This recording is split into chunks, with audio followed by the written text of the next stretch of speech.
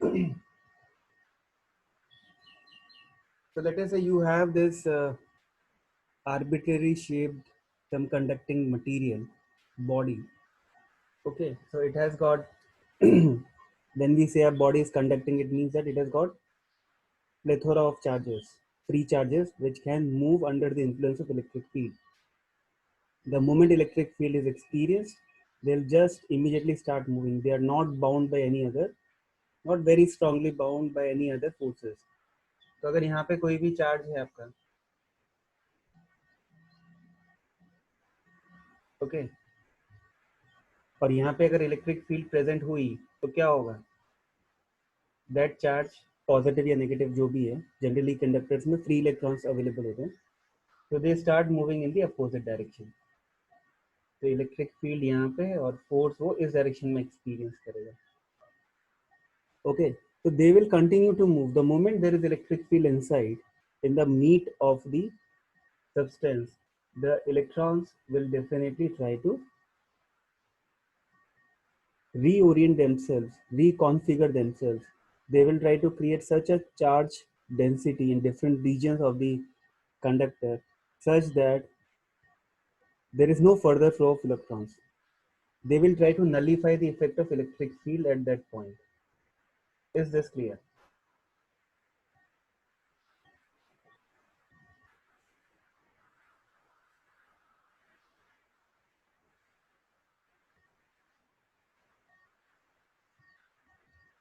So conductors are supposed to have large number of free electrons and supposed to have no net electric field inside, because if they do have electric field inside, then why would free electrons not move in the direction of electric field?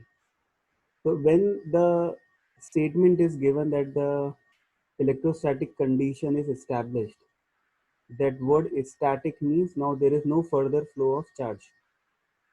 The charge configuration, the distribution has become static now. Whatever was to happen has already happened. Now, as a result of that charge redistribution, the body will have some different charge density. ऐसा हो सकता है कि यहाँ पे concentration of charge बहुत ज़्यादा हो, यहाँ बहुत ज़्यादा charge concentration हो सकता है यहाँ पे हो ऊपर, लेकिन दूर दूर होगा. So they can have different charge densities at different locations, but in principle they will not have any electric field inside. Electric field inside the conductor has to be a null vector. Is this point clear to everyone?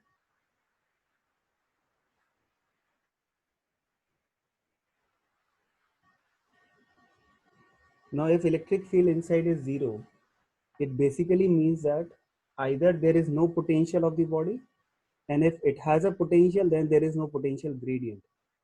Okay, that means potential is not varying, it is that body has same potential. So इस point का potential, इस point का potential, इस point का potential, इस point का potential, जितने भी पॉइंट्स है बॉडी के अंदर, ये सबके सब क्या हो जाएंगे? सेम पोटेंशियल पे आ जाएंगे, v. तो जो सरफेस का पोटेंशियल है, ठीक है, पॉइंट्स ए एंड बी का, सारे points whether on the surface और whether inside the metal or the conductor, you will have the same potential. So this entire body is called as equipotential body.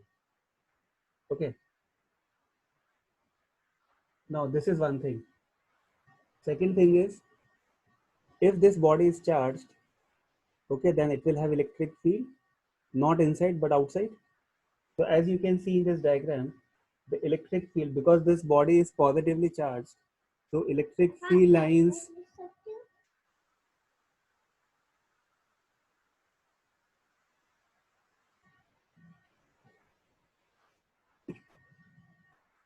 as you can see that this body is positively charged, so electric field lines are emanating from the surface of the body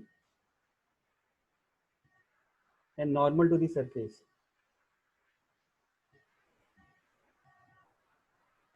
Is that clear? अब इस body में कहीं भी देखेंगे तो आपका electric field line उसके surface से नॉर्मली या तो ओरिजिनेट होंगी या टर्मिनेट होंगी. You can see that. If it is positively charged, it will have what? It will originate from it. अगर ये नेगेटिव होता तो यहाँ पे they will be terminating. Is this clear? किसी को डाउट है इसमें?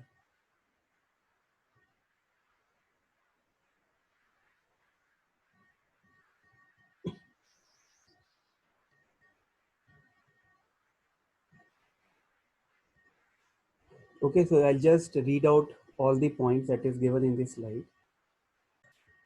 If you try to move, let's say theoretically speaking, you try to move a test charge inside the interior of the conductor, then the work done on it will be zero because the entire surface, the entire body is equipotential. There is no potential difference across it. You have to apply the concept of potential energy of the system.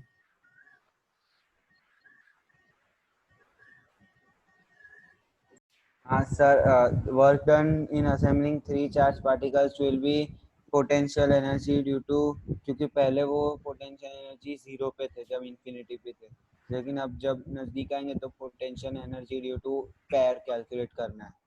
तो to जो to वाला charge और four वाला charge है, मतलब two due to four, four due to three और three due to two. Yes, very good. So what we have to do is that we have to find out the potential energy of the system in the two cases. First case is when they are infinitely separated. तो अगर ये distance a है, ये a है और ये a है, okay. तो इनिशियली ये a की वैल्यू इन्फिनिटी है. दैट मीन्स q1 q2 से इन्फाइनाइटली सेपरेटेड है, q2 q3 से इन्फाइनाइटली सेपरेटेड है, एंड q1 q3 से भी इन्फाइनाइटली सेपरेटेड है. So there will be no interaction energy in the initial condition. That interaction energy will be zero. Yes. Now under this condition, that is the final condition, that is UF, that is the final condition, your potential energy of the system will be the sum of the potential energy of individual pair of charges. तो यहाँ पे आपके कितने charges है? तीन charges हैं. तो there will be three pairs, three C2 pairs will be there, right. तो आपको तीन पेयर की पोटेंशियल एनर्जी निकालनी है. K Q1 Q2 by A plus K Q2 Q3 by A plus K Q1 Q3 by A. You know the magnitudes of Q1 Q2 Q3. You know the distance, which is 10 centimeter A. So you have to convert it into 1 meter, 0.1 meter, and then substitute the values and find this potential energy in the final stage. Now, in the question they are asking how much work has to be done in assembling the three charges. So that means it is not asking the work done by the electric field or the conservative forces. It is asking what work must be done by the external agent. Because you can see here that all the three charges are positively charged, right? So they are under the effect of mutual repulsion. तो अगर आप इनको release कर देंगे इस condition से, तो what will they try to do? They will try to move away as far as possible from each other. वापस से इनफाइनाइट सेपरेशन पे जाने का ट्राई करेंगे. So if you're trying to bring them closer and keeping them at certain distance, which is 10 centimeter in this case, the agent has to constantly do some positive work to bring them closer. That work done will be the increase of the potential energy of the system.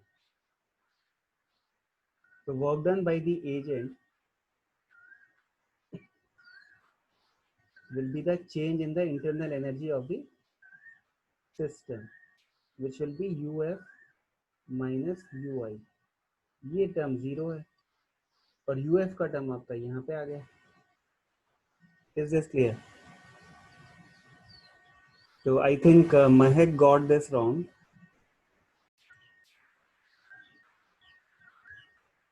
Now this next question is based on the application of work energy theorem.